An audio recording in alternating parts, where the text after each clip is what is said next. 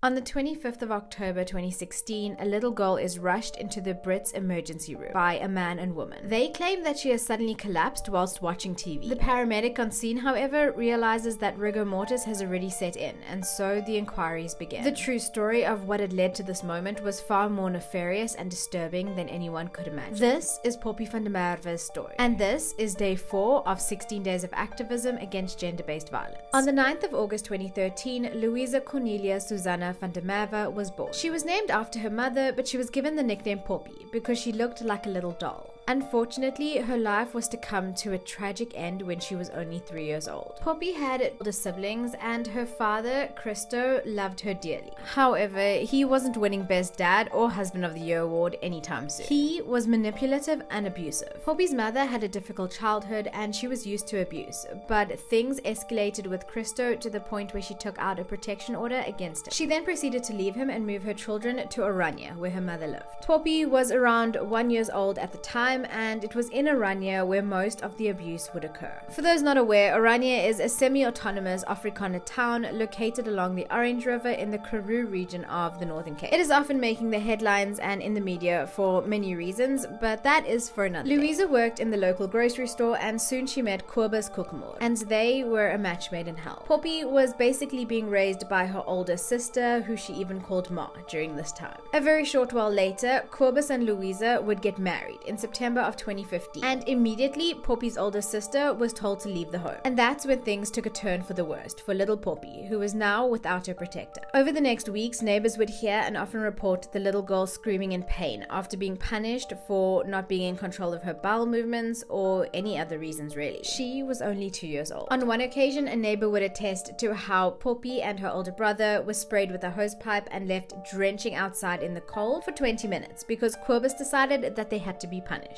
Poppie would go on to visit the doctors and nurses countless times with bruises, even having a cast put on her little leg as she had fallen down the stairs. And despite all the reports by the neighbor and the visible injuries on her body, not one individual in that town did anything to help. Not her teacher, not a nurse, not a doctor. Think bystander effect. That was until social workers from an outside town started to take notice. And so the family had fled in the night to Mamogalleskraal in September of 2016. And a month later, Poppie would be arriving in that ER. When all the bruises were discovered on her body, Kobus would claim that they were as a result of her being bumped in the bakkie as he raced to the hospital. The police would soon get involved, and Louisa and Kobus were arrested. In the trial that would follow, more shocking information would come to light, and both parties would put the blame on one another. And although they pleaded not guilty to all the charges, both of them ended up receiving a life sentence as well as an additional 10 years each for child abuse. Poppie's older brother, who was also a young child at the time, was placed in the care of family. When asked by her advocate whether she had any remorse regarding Poppie's death, Louisa, her mother, had said, "Yes, I have remorse. I'm sorry that I could not help her, but I was not able to. I did not know what to do.